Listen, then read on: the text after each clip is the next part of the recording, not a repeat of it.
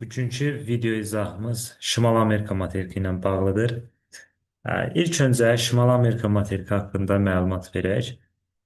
Şimal Amerika materikin sahəsi 24 milyon kvadrat kilometrdir. Sahəsinə görə üçüncü yerdədir. Yəni birinci Avrasiya, ikinci Afrika, üçüncü isə Şimali Amerikadır. Sahilləri girintili çıxıntılıdır. Ərazisi 4-cü dövr buzlaşmasına məruz qalıb. Və burada da bir çox arxipelaqlara, eyni zamanda körfəzlərə və yarımadalara rast gəlinir. Şimal Amerika, şimal və qərb yarımkürəsində yerləşir. 4-cü dövr buzlaşmasına məruz qalan materiklərdəndir. Ucqar nöqtələrinə gəldikdə, ən ucqar nöqtəsi e, deməli Merçisin burnudur. Cənub ucqar nöqtəsi Panama, yəni Panamada yerləşən Marietta burnu, şərq ucqar nöqtəsi Saint Charles burnu, Saint Charles burnu, daha sonra qərb ucqar nöqtəsi isə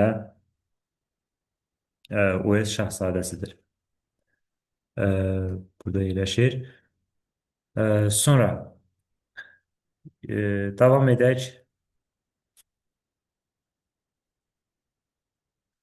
Şimali Amerika materiki ərazisində rast gəlinən qədim platformalar. Ümumiyyətlə, Şimali Amerikanın bütün materiklərinin demək olar bünövrəsi qədim platformalardır. Amma bəzi qırşıqlıqlarda yaranan ərazilər var. Məsələn, ən qədim qırşıqlıq təbii ki, Baykaldır və Baykal qırşığına bu materikdə rast gəlinmir. Sonra qədim qırşıqlıq dedikdə isə Paleozoy nəzərdə tutulub və Paleozoy hansı ərazilərə, yəni Paleozoy dövründə yaranan ərazilər hansılardır?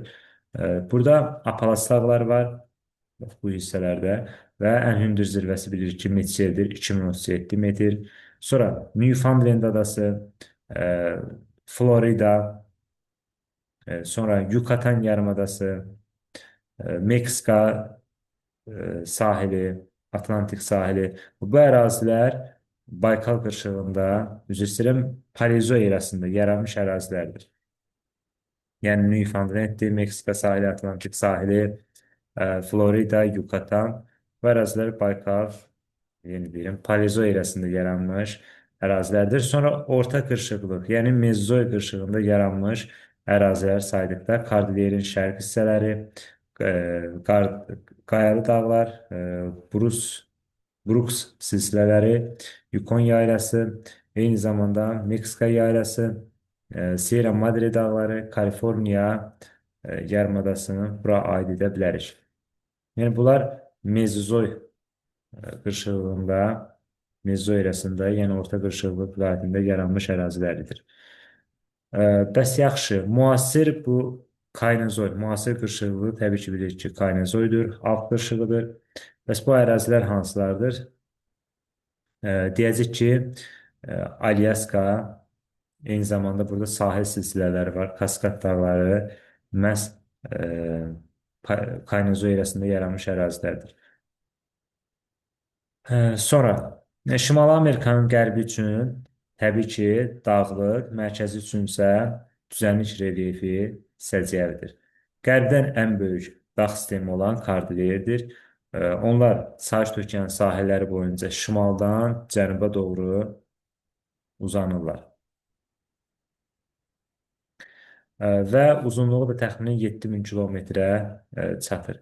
Və bu dağlar Kanada, ABŞ, Meksika, Mərkəzi Amerika ölkələri ərazisindən keçir. Şimali Amerikanın ən yüksək zirvəsi McKinley'dir, 6194 metr. Ən alçaq nöqtəsi isə ölüm dərəsidir, -86 metr.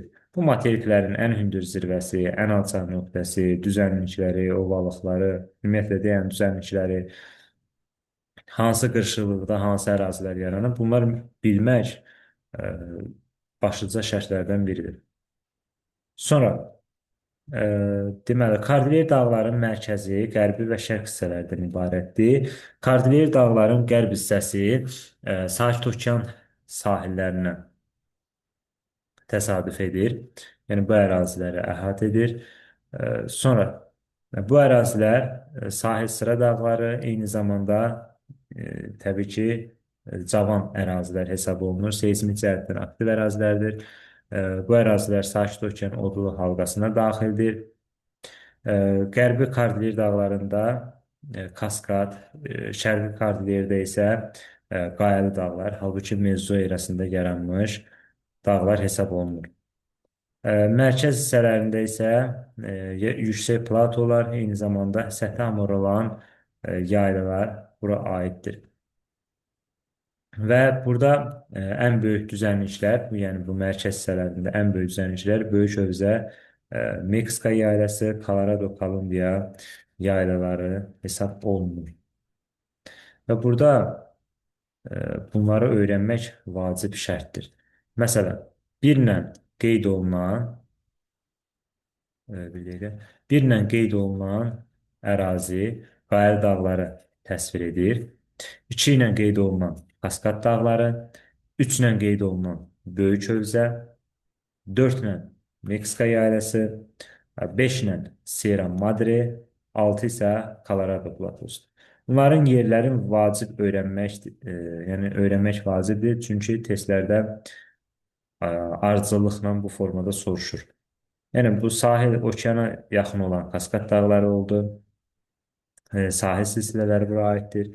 Sonra bu birlə göstərilən ərazi Qayalı dağlar Mezoerasında yaranıb. Sonra Sierra Madre Kordilyer dağlarının davamı Meksikada Sierra Madre adlandırırlar. Buna görə Sierra Madre 6 Colorado platosu, 3 isə Böyük Hövzə yaylasıdır.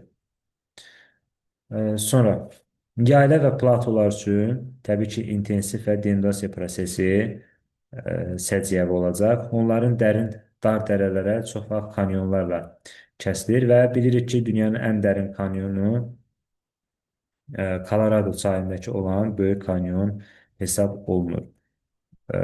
Deməli, Şimali Amerikanın cənubunda Kordilyer daralır və az öncə də qeyd etdiyim kimi Meksikada onu Sierra Madre adlandırırlar. Kordilyer dağlarında çoxlu təbii ki, həm sönmüş, həm də fəaliyyətdə olan vulkanlar mövcuddur. Rainier, Shasta, Colima, Orsaba, Taxumulka, Popocatépetl, Mamatomba kimi dağlar mövcuddur. Bu böyük kanyon hesab olunur. ABŞ-da yerləşir və onun dərinliyi 2 kilometrə çatır. Yəni, Şimali Amerikada Böyük Kanyon Colorado çayı üzərində olacaqdır. Kordilyer dağlarında Şimali Amerikanın mərkəz və şərq hissəsi platformadır. Qərb hissəsi isə cavan ərazilər hesab olunur. Mərkəz və şərq hissələrində burada düzənliklər üstünlük təşkil edir və onların formalaşmasında fərqli-fərqli eksogen qüvvələri təsir edir. Şimalda Lavrenti yüksəyində buzlaq relyef formaları üstünlük təşkil edir. Ona görə də bu ərazilərdə buzlaq mənşəli göl, çökəkliklər çoxdur. Mərkəz düzənliklərdə isə buzlaq formaları yanaşı çayların da böyrü olan malikdir. Mərkəz düzənliklərdən qərbdə böyük düzənliklər yerləşəcəkdir. Hündürlüyü 500 metrdən yüksək olan böyük düzənliklər Kordilyer dağlarına keçid zonasıdır. Atlantik Okeanın sahil boyunda isə Meksika sahili, Atlantik sahili ovalıqlar yerləşir və bu ərazilər neft qazla zəngin olan ərazilər hesab olunur. Sonra burada Böyük Hövzə haqqında məlumat var ki, Böyük Hövzə Kordilyer dağları mərkəz hissəsində yerləşən yayladır. Yaylaların yerləşdiyi hissədə qərbi və şərqi Kordilyer dağlarının bir-birindən çox aralıdır. Təbii ki, Şərqi Kordilyer Mezozoyda, Qərbi Kordilyer isə cavan ərazilərdir, yəni Kaynezoyda yaranmışdır. Böyük Hövzə də həmin bu Qərbi və Şərqi Kordilyer dağların mərkəz hissəsində yerləşir. Hövzə hər tərəfdən dağlarla əhatə olunub. Bu dağlar rütubətli hava kütlələrinin qarşısını kəsərək onu yaylaya buraxmır.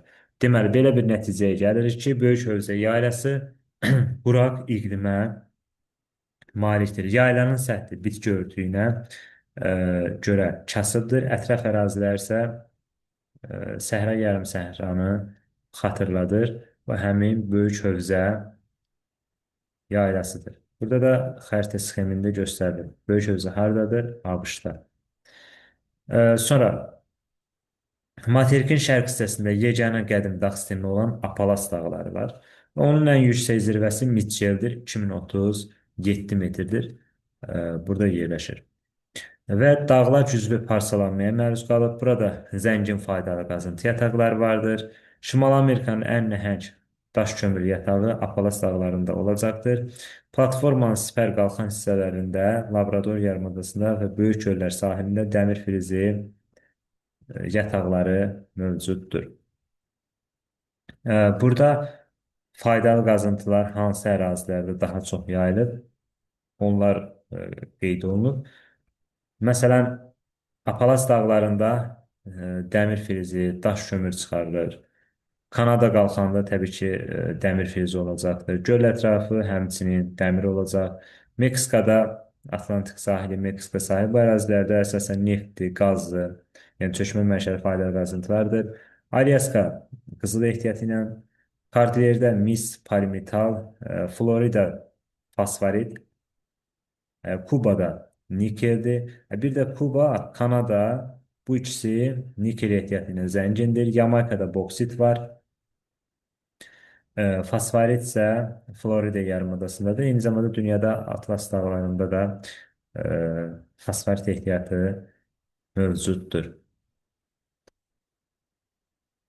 Sonra Şimali Amerikanın burada bəzi məlumatlar da qeyd edək.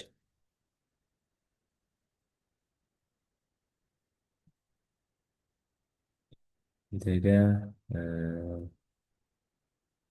Hə.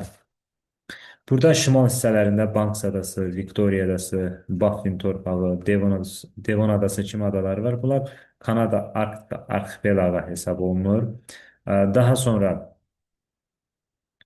burada Şimali Amerika Avrasiya materiki ilə Bering boğazı vasitəsilə ayrılır və işıqlanma qurşağına gəldikdə Şimali Amerika materiki deməli, bir qütb işıqlanma qurşağı, yəni burada şimal qütb dairəsi və burada şimal tropik xətti keçir.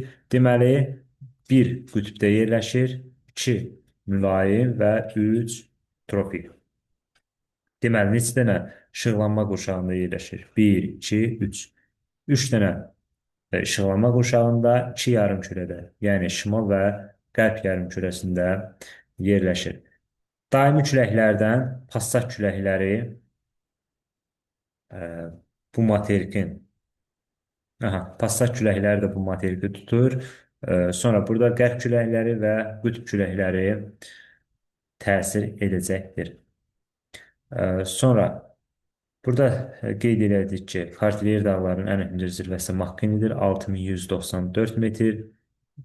Sonra bu ölkə bu materikdə Reynir, sonra Şasta, sonra burada Toxumulka, Orsiyaba, Kolima, Momotomba kimi vulkanlar mövcuddur.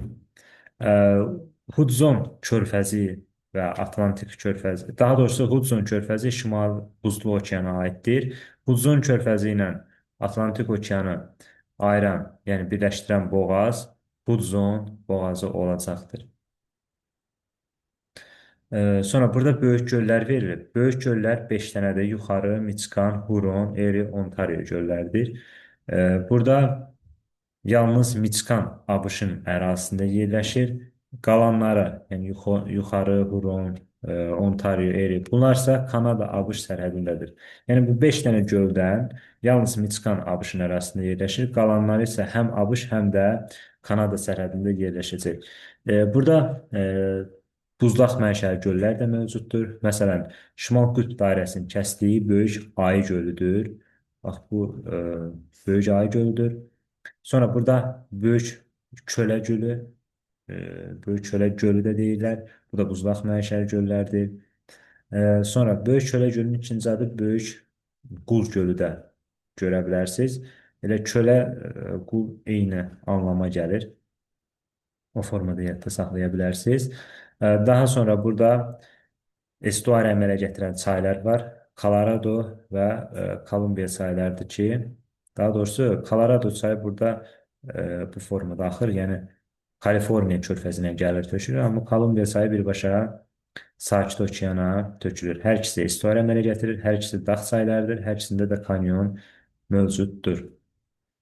Sonra burada Meksika körfəzi neft qazla zəngin olan, burada Yucatan yarımadası, Florida yarımadası, sonra dedik ki, bir də onu da qeyd edək ki, Şimali Amerikanın ucqar cənub nöqtəsi Cənubi Amerikanın ucqar şimal nöqtəsindən daha cənubda yerləşir. Yəni Şimali Amerikanın ucqar cənub nöqtəsi hansı burnu idi? Mariato burnu. Mariato burnu Cənubi Amerikanın ucqar şimal nöqtəsindən daha cənubda yerləşir. Ə, Yəni Qalyans burnu daha şimalda yerləşəcək, Mariato burnu isə daha cənubda yerləşəcək. Sonra burada cəryanlar var. Burada hidrosfer bölməsində daha geniş izahlar veriləcək. Şimali Atlantik cəryan keçir burada. Sonra materikə isti, rütubətli, yəni hava şəraiti gətirir, buludlu gətirir. Yəni bu da yağıntıların olmasını gətirib çıxardır.